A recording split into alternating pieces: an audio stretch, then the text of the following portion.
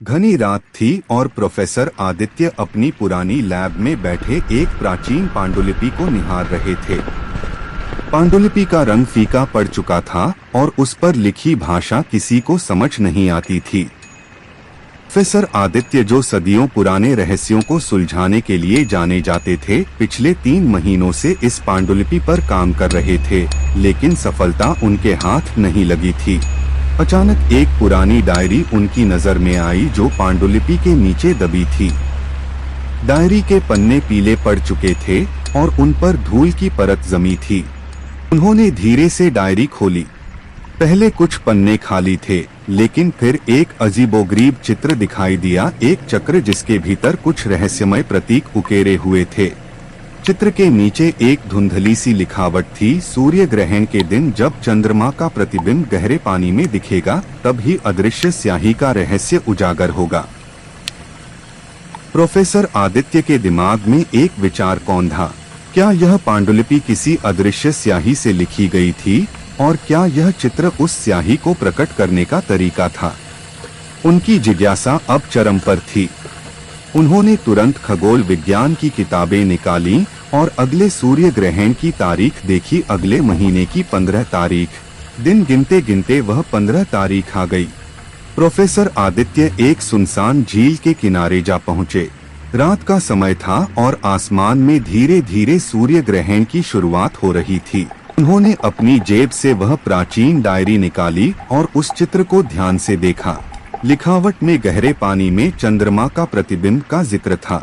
झील का पानी शांत था और जैसे ही सूर्य ग्रहण शुरू हुआ, चंद्रमा का धुंधला सा प्रतिबिंब पानी में दिखाई देने लगा।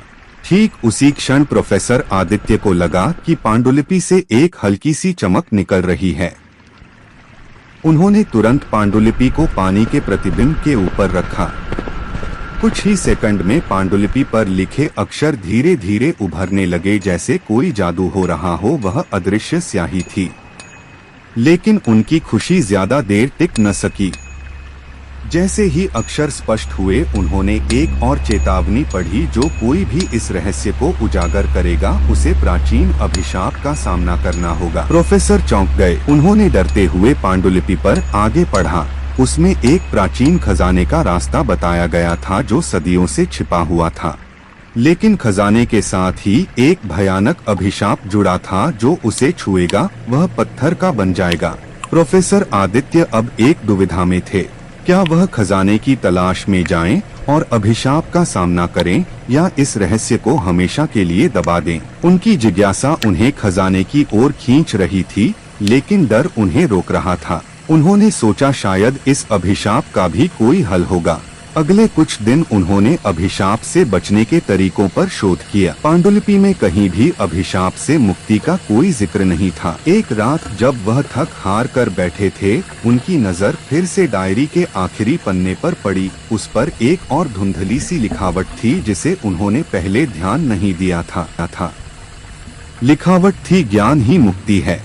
इस बार प्रोफेसर आदित्य को समझ आया, शायद खजाना भौतिक नहीं था बल्कि ज्ञान था। उन्होंने फिर से पांडुलिपि को पढ़ा, एक एक अक्षर को ध्यान से समझा। जैसे जैसे वह पढ़ते गए, उन्हें एहसास हुआ कि यह पांडुलिपि किसी भौतिक खजाने के बारे में नहीं थी, बल्कि ब्रह्मांड के रहस्यों और जीवन के गूढ़ सिद्धांतों के बारे में थी। यह प्राचीन ज्ञान का एक विशाल संग्रह था। अभिशाप का मतलब था कि अगर कोई इस ज्ञान का इस्तेमाल गलत तरीके से करता है या सिर्फ भौतिक धन के लिए इसका दुरुपयोग करता है, तो वह पत्थर बन जाएगा, यानी उसका मन और आत्मा ज्ञान के प्रकाश से वंचित रह जाएगी। प्रोफेसर आदित्य ने राहत की सांस ली। उन्होंने एक ऐसे रहस्य को उजागर किया था जो न केवल जिज्ञासा से भरा था, बल्कि जीवन के सबसे बड़े सत्य को भी प्रकट करता था। आज भी प्रोफेसर आदित्य उस पांडुलिपि का अध्ययन करते हैं, हर दिन एक नया रहस्य उजागर करते हैं। वह जानते हैं कि सच्चा खजाना सोना या चांदी नहीं, बल्कि वह ज्ञान है जो हमारी आत्मा को समृद्ध करता है।